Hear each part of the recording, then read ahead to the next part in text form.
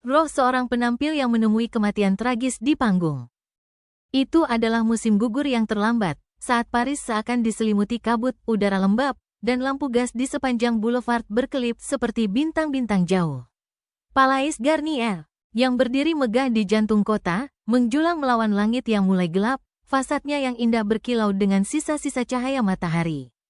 Di dalamnya, gedung itu hidup dengan energi, musisi yang menyetem alat musik mereka, penari yang berlatih langkah mereka, dan kru panggung yang bergerak cepat melalui koridor.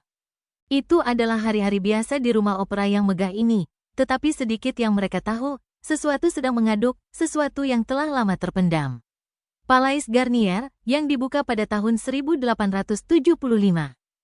Bukan hanya tempat musik dan pertunjukan, itu adalah labirin. Tempat penuh rahasia, tempat di mana mimpi-mimpi baik terwujud, tetapi juga dihancurkan. Bangunannya, dengan daun emas dan marmer. Dengan lampu gantung yang menjulang dan langit-langit yang dihiasi fresko, seakan telah disulap dari dunia lain. Dan di bawah permukaannya yang gemerlap. Di balik setiap tangga megah dan ruang tersembunyi, hati gelap rumah opera itu berdenyut dengan energi aneh yang mengganggu. Semua dimulai, seperti halnya banyak cerita.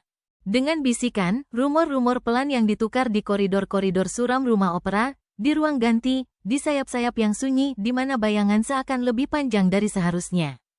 Tanda-tanda pertama dari hantu itu sangat halus. Pada awalnya, itu hanya hembusan angin dingin yang muncul entah dari mana. Berputar-putar di lorong dan membuat bulu kuduk siapapun yang tak beruntung berada sendirian di malam hari. Lalu terdengar langkah kaki, lembut, bergema di atas lantai marmer.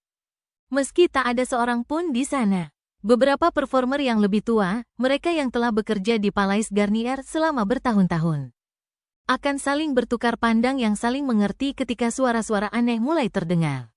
Itu adalah pantom, bisik mereka. Jangan berjalan sendirian di kegelapan.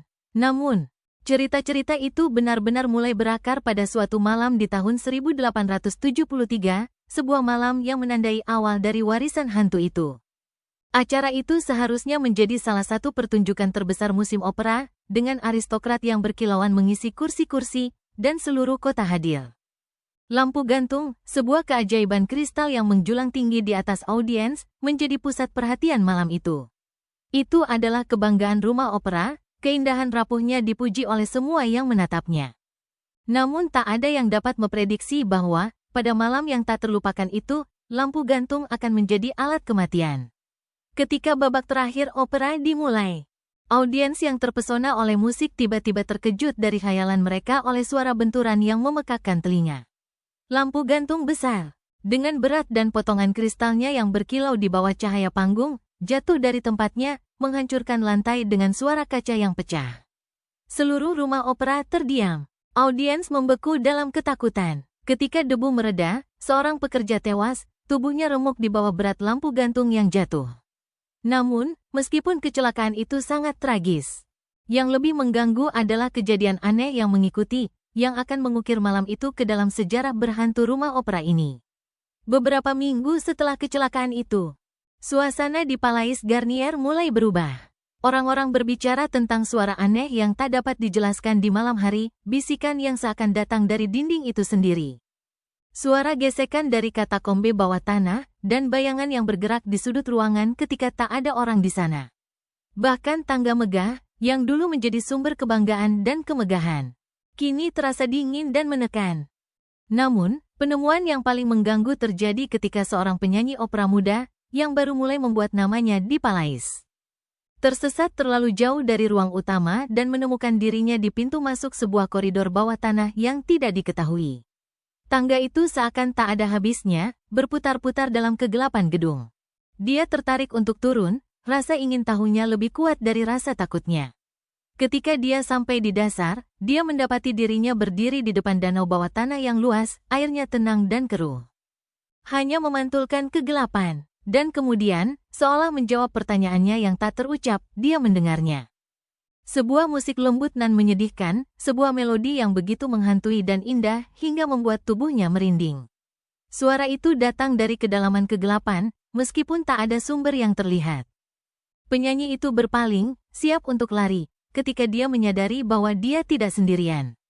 Berdiri di bayangan, Tepat di luar danau, ada sosok siluet gelap yang tinggi. Wajahnya tersembunyi oleh sebuah masker.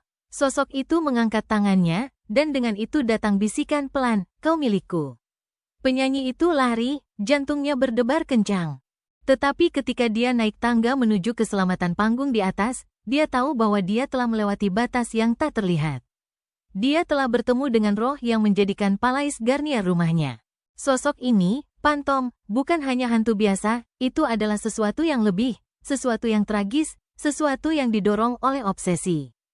Legenda Phantom of the Opera kini terjalin dengan kisah Christine Daae, seorang sopran muda dengan suara yang begitu murni sehingga dapat membuat siapapun yang mendengarnya merinding. Dikatakan bahwa Phantom telah tertarik padanya begitu ia melangkah ke panggung. Ketertarikannya pada Christine bukan hanya karena kecantikannya, tetapi karena kekuatan suara Christine, suara yang ia percayai ditakdirkan untuknya sendiri. Namun Christine, meski disukai oleh Phantom, jatuh cinta pada Raoul. Seorang pria muda yang tampan dan bangsawan.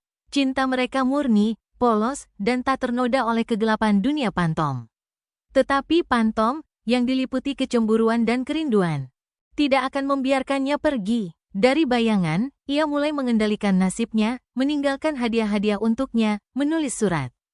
Bahkan berbicara kepadanya melalui lorong-lorong tersembunyi rumah opera itu. Ia adalah malaikat pelindungnya, seperti yang ia sebut, mengawasinya dari kedalaman. Meskipun cintanya sama sekali bukan cinta malaikat. Pada malam pertunjukan terbesar Christine, Phantom muncul kepadanya, suaranya bergema melalui kegelapan rumah opera. "Kau milikku," bisiknya. Kata-kata itu bergetar di ruangan kosong. Christine, hatinya terombang-ambing antara rasa takut dan cinta, terperangkap dalam pilihan yang kejam dan memilukan. Ia tak bisa melarikan diri dari Phantom, tetapi juga tak bisa menyerah sepenuhnya kepadanya. Dalam saat itu, ia adalah penyanyi dan juga korban, objek obsesi dan cinta. Wajah asli Phantom akhirnya terungkap kepadanya, bukan hanya maskernya, tetapi luka dalam jiwanya, rasa sakit hidup yang tersembunyi di balik bayangannya. Pada akhirnya, cinta Christine pada Raoul mengalahkan segala sesuatu. Ia memilih untuk meninggalkan Phantom, meskipun itu berarti mematahkan hatinya selamanya.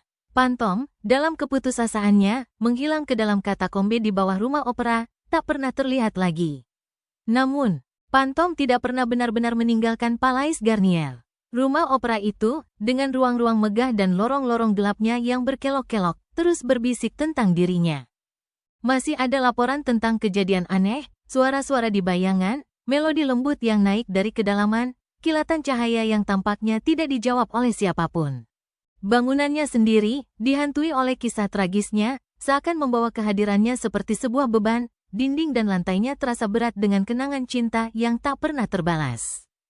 Beberapa orang mengatakan bahwa Phantom masih mengawasi dari kegelapan, obsesi dan cintanya kekal.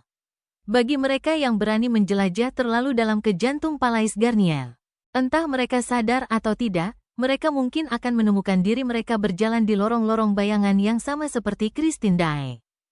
Terperangkap dalam cengkeraman cinta yang sekaligus mengerikan dan indah, terjebak antara yang hidup dan yang mati. Phantom belum hilang, ia menunggu.